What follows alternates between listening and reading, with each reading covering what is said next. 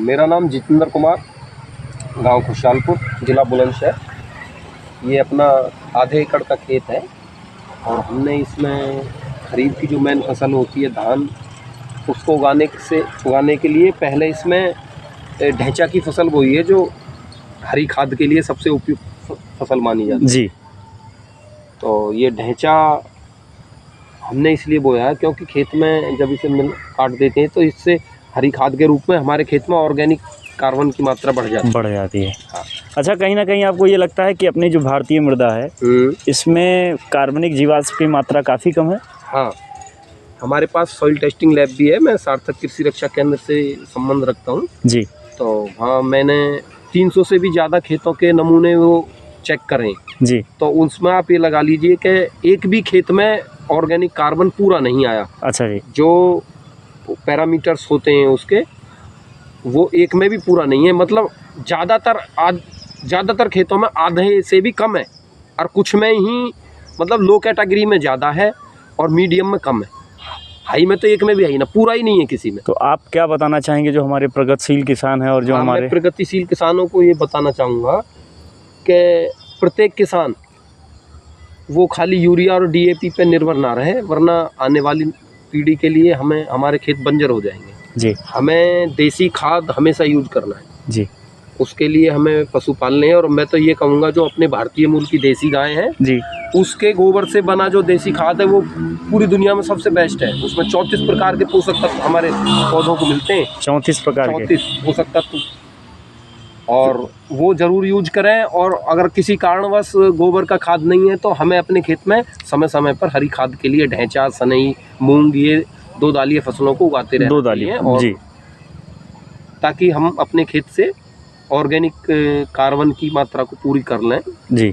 तो उससे हम इसमें जो भी फसल पैदा करेंगे तो उसमें अन्न हो, सब्जी हो, फल हो, तो उसकी जो क्वालिटी है, उसमें जो न्यूट्रिएंट्स पैरामीटर्स हैं वो पूरे आएंगे जी। तो उसे खाने वाला भी स्वस्थ रहेगा जी। तो मैं आपसे ये पूछना चाहता हूँ कि आपने इसको पहली बार ढैंचा को अपने खेत में पहले भी लगाया है या पहली बार है ये? हाँ, हम इस वाले में तो अभी फिलहाल लगाया, पहले इसमें बाग था जी, लेकिन फिर भी हम लगाते रहते हैं जी, जैसे जहाँ जरूरत होती है और जरूरत पे हम गोबर खाद भी डालते हैं। तो क्या आपका अनुभव क्या रहा, जैसे कि अनुभव क्या रहा, आप अपने अनुभव के बारे में बताइए। जब हम ये इसे हैरों से काट के इसे खेत में मिला देंगे जी, तो इससे क्या है, खेत में ये 15-20 दिन में गल सड़ जाएगा जी। इसे हैरों से जोत देंगे, फिर पानी लगा देंगे तो ये जब गल सड़ जाएगा तो एक तो मिट्टी एकदम भुरभुरी हो जाती है और उसमें मतलब वायु का संचार बढ़ जाता है जी, ताकि उससे ये होता है कि हमारे खेत में जो पलने वाले जीवाणु हैं, क्योंकि सारा खेती का कार्य वास्तव में प्रत्यक्ष रूप से जीवाणु ही करते हैं जी। बिल्कुल सही आपने बताया।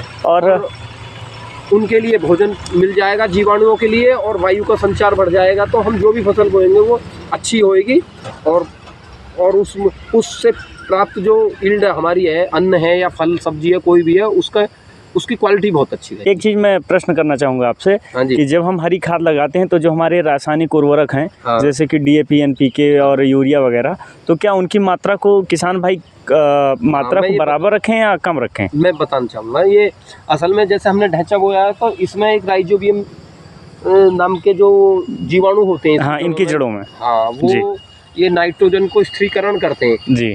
तो जब खेत में ऑर्गेनिक कार्बन की मात्रा बढ़ जाएगी तो सीधे सीधे वो नाइट्रोजन की मात्रा कम हो जाएगी, हम यूरिया की मात्रा बिल्कुल घटा सकते हैं जी। हाँ, मैं कह रहा हूँ कि अच्छी एक बार उसमें हरी खाद डालें तो जो हम यूरिया डाल रहे हैं उसका आधा कर सकते हैं। अच्छा, तो ये कितने सालों के बाद अगर हम देखें, क्योंकि तत्काल तो नहीं कर सकते 1-2 बुआई में, तो लगातार निरंतर कितने सालों तक अगर ऐसा करते हैं तो हम यूरिया की मात्रा को आधी कर सकते हैं?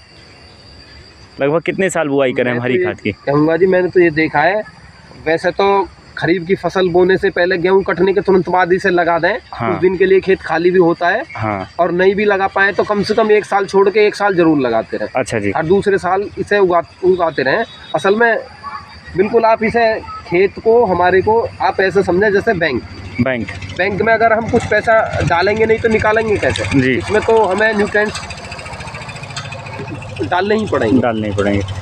अच्छा, मेरा एक आखिरी और अंतिम प्रश्न ये था कि जैसे हमारे जो किसान भाई हैं, प्रगतिशील किसान भाई, वो आजकल रासायनिक खादों पे ज़्यादा जोर दे रहे हैं, और हमारे जो कार्बनिक खाद हैं, जैविक खाद हैं, हरी खादें हैं, तो इनको कहीं ना कहीं ये अपने खेतों में इनका प्रयोग नहीं कर रहे हैं, तो आने वाले भविष्य में क्या आप बताना चाहेंगे किसानों को? ये तो बड़ा एक आपने बहुत अच्छा प्रश्न किया है। और मेरे को जितना ज्ञान है, मैं जितने समझता हूँ, असल में ये रासायनिक खाद भी हमारे खेतों में तभी काम करते हैं जब उसमें ऑर्गेनिक कार्बन की मात्रा हो जी। ऑर्गेनिक कार्बन की मात्रा कम होने की वजह से ही किसान रासायनिक खादों का प्रयोग बढ़ाता जा रहा है जी, और उसे फिर भी रिजल्ट नहीं आ रहे जी। और खेत में लगातार यूरिया की रूप में नाइट्रोजन की मात्रा बढ़ा देता है जी। तो उसकी वजह से ही हमारे खेत में इंसेक्ट भी बहुत आ रहा है। अच्छा, बहुत ज़्यादा इंसेक्ट हाँ। आ रहा है। मैं तो कहूँगा उस यूरिया की मात्रा कम करके लोग देसी खाद का यूज करें तो स्वतः ही इंसेक्ट से काफ़ी हद तक निजात मिल जाएगी। जी।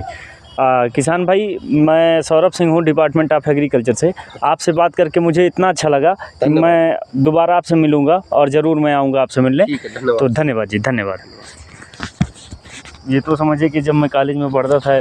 आप वैसे क्या पढ़ाई किए हैं आप? असल में मैं ज़्यादा तो नहीं पढ़ा हूँ, पर इंटर एग्रीकल्चर से ही हूँ। अरे गले मिलिए, आप इतनी बढ़िया वैज्ञानिक बात की है ना। मैं असल में एग्री क्लिनिक एग्री बिजनेस का मैं भी कोर्स किया है। हाँ, इसी ABC है। हाँ, इसी ABC में किया हुआ। तो कुछ वहाँ से